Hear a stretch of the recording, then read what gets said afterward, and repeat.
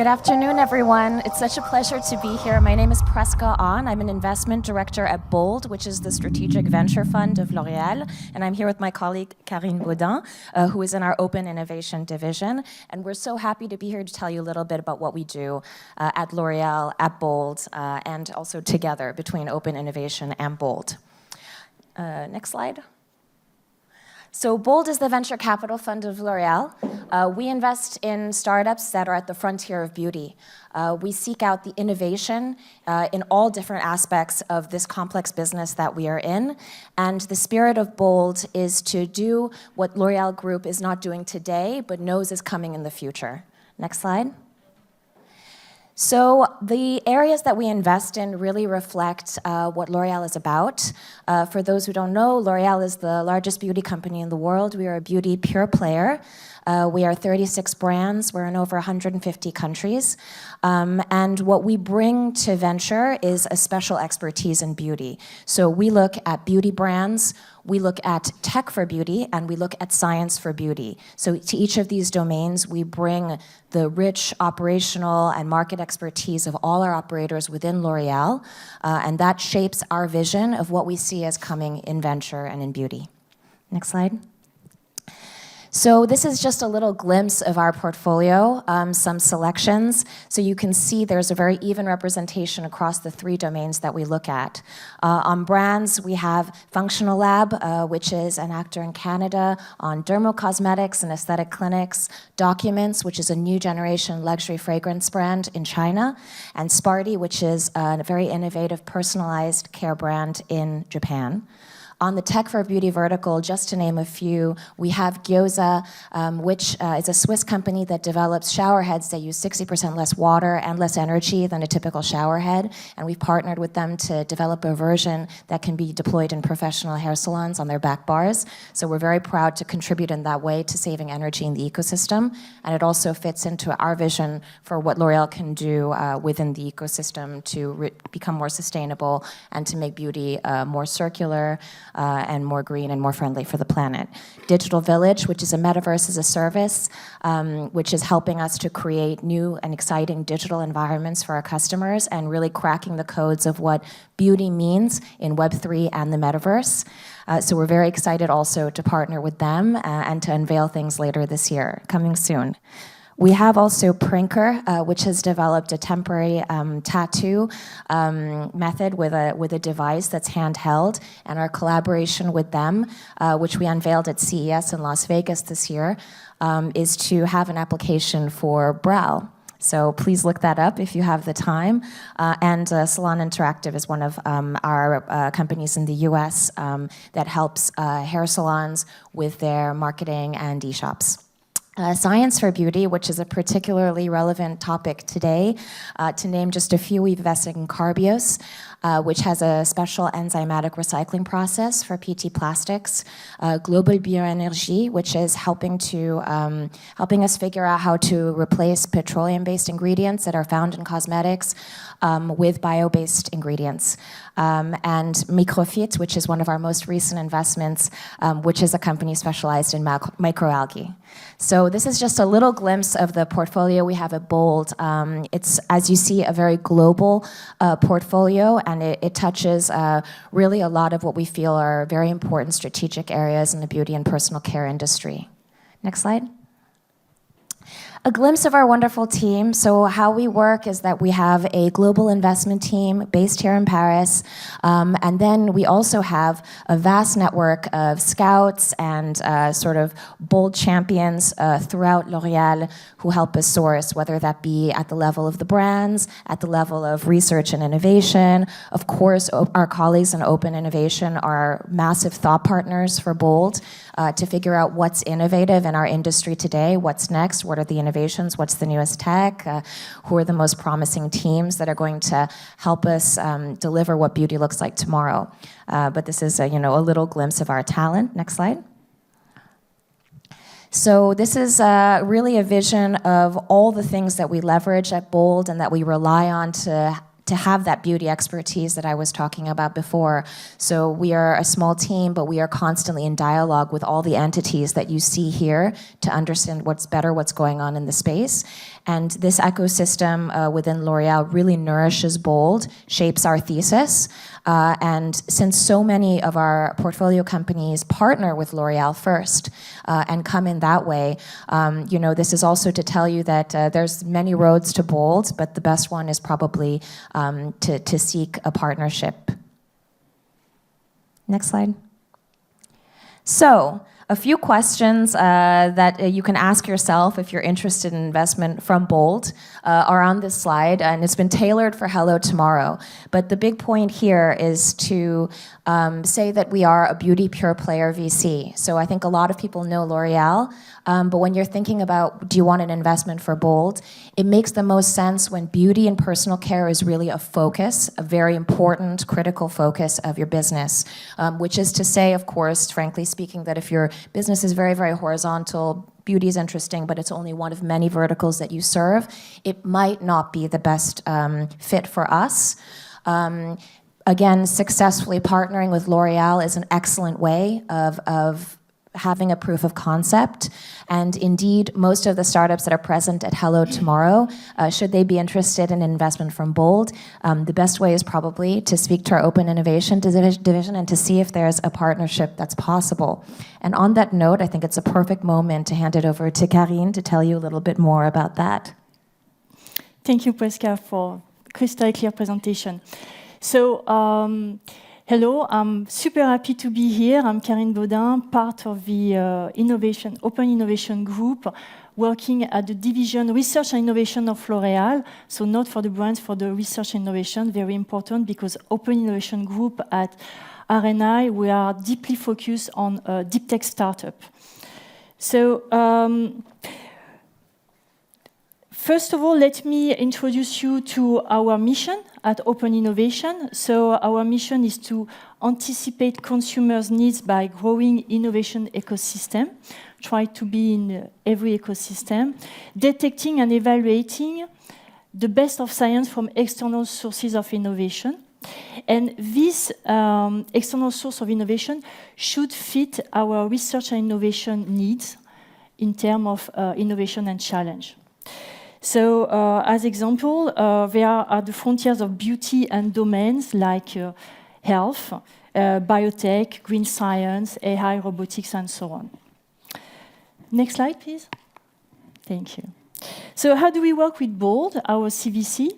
So, we maintain a strong and continuous interaction with Bold, which is one of our key levers at R&I, but not the only one. I'll come back to that later.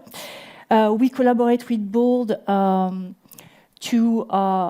a technical standpoint to evaluate the deep tech startup and to see they are aligned with our R&I research and innovation strategy. And on the other hand, Bold sends us some opportunities that we look also through and see they are aligned.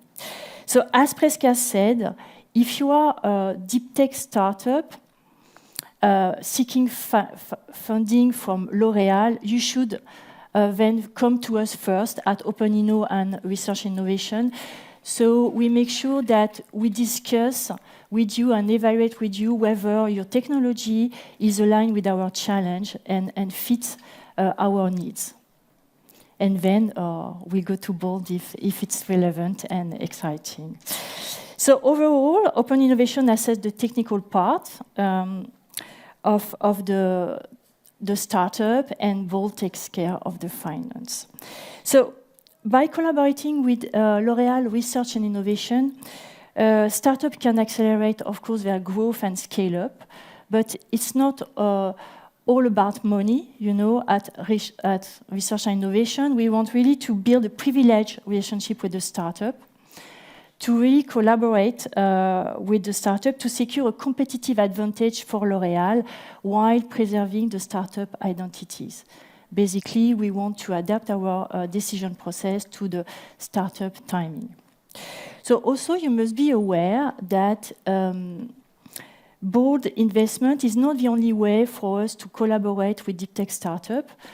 We also do some research collaboration agreement, co-development agreement, licensing agreement, supply deal, and we have also an incubator for green science.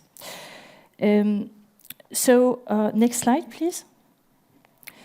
So we really want this startup to fit and be aligned with what we are looking externally for R&I. And so this is our 4 major frontiers domain where we want to co-create with the startup to make the future of beauty. So first of all, biology, where our priority will be to deliver 100% renewable and biodegradable ingredients for cosmetics, with unprecedented performance for our cosmetic product, skin and hair products, of course. We also explore regenerative beauty and leverage on microbiome science as a few, to name as a few.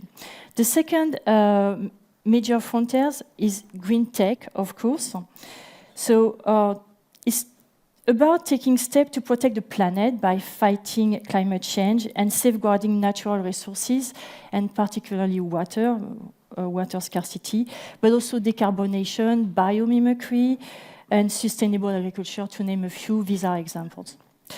Third pillar is device and tech, where we focus on inventing the future of beauty, being more inclusive, tailor-made, responsible, and creative. The example was latest one, the Prinker one with the Korean startup that won with L'Oreal winning award, innovation award at CES this year to print brows.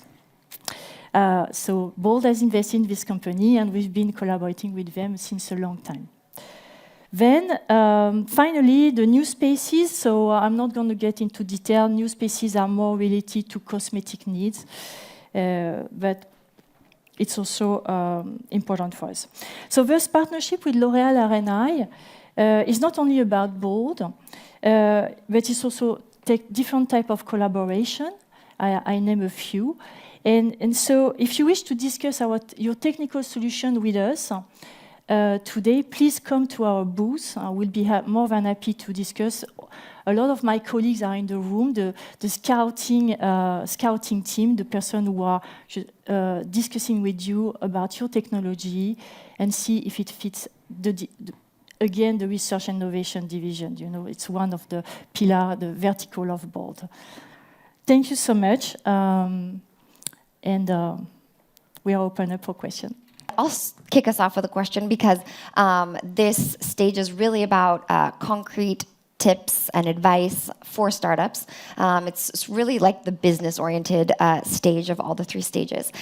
So what advice or tips would you give the startups in the room if they do want to work with you, if they do want to come pitch you, based on what you've seen has worked to, make deals or achieve investment with you guys, and maybe on the other side, what doesn't work so well? Sure, I can kick it off and then you go. Go ahead, yeah. I think if I were to say one thing, I think the word would be specificity. Okay. Because from where we sit, Bold, for example, is a fund. We are investing, we're strategic, we're investing for the group, but we do a very, very small number of investments per year when we've really identified an incredible level of strategic importance. And when startups come to us, as they do, and we're very happy to meet them at any stage that they are, but they usually come and say, hi, we want investment from Bold, and we would love to work with L'Oréal. And I say, what do you mean by work with L'Oréal? To the extent that their answer to that question is incredibly specific, not just saying vaguely, we know L'Oréal, it is an important company in this sector, and therefore we're interested, but to say, actually, we know that such and such team of division, such and such brand, such and such part of L'Oréal, we've read about your corporate sustainability goals for 2030, we know that your research and innovation has talked about this, we understand that you're doing that with one of your portfolio companies, to the extent that they can bring those examples and say, and what we propose is this, and this is why we think it's incredibly strategic for L'Oréal. The level of detail and specificity helps us so much in identifying and doing what we call the strategic validation of an investment. So I think that's one thing that I would highlight. Okay, so do your homework before just asking for help or asking for investment. Indeed, have a plan. Yeah. You know, say, actually, I want to co-develop with research and innovation such and such a thing. I want to work on this ingredient. You know, whatever your startup might be doing, really be incredibly concrete and detailed in what you propose in the offer, and saying, and in addition, we know that it's a very strategic area for L'Oréal Group and other companies in this sector, and that's why we think a bold investment is also an interesting idea. And would you say that all of that information, people can just do their research online, they'll be able to kind of dig around and see what is strategic and what is possible, maybe talk to the portfolio companies? We are a company, although we are a company that communicates quite a lot, very well on a lot of what's going on in our business. It's a relatively transparent company for a company of its size, so there is a rich amount of information available on what we do. We're okay at communicating, I think. So there are things that are available, but also this kind of conference is a perfect opportunity to get some level of granularity, to come, for example, to Karine and her colleagues and ask certain questions to dive deeper. Yes, and if I may add as well, so you know, L'Oréal has taken a great commitment to for the planet boundaries, and I think the first move would go to our website, L'Oréal.com, where you have all our commitment in terms of L'Oréal for the future. You know, how about biotech fermentation, renewable, sustainable ingredients, and so on. Okay, so you can find it. You have to do some homework first. Yeah. Okay, so we have a question now from the audience. Are you interested in stem cell-based products for skin? Stem cell? Based products for skin. Well, probably depends, right? So if it's human stem cells, no. Okay. Right. I mean, we don't do human cell. We are so as a cosmetic company, you know, no animal testing and no technology coming from human. Great, super clear.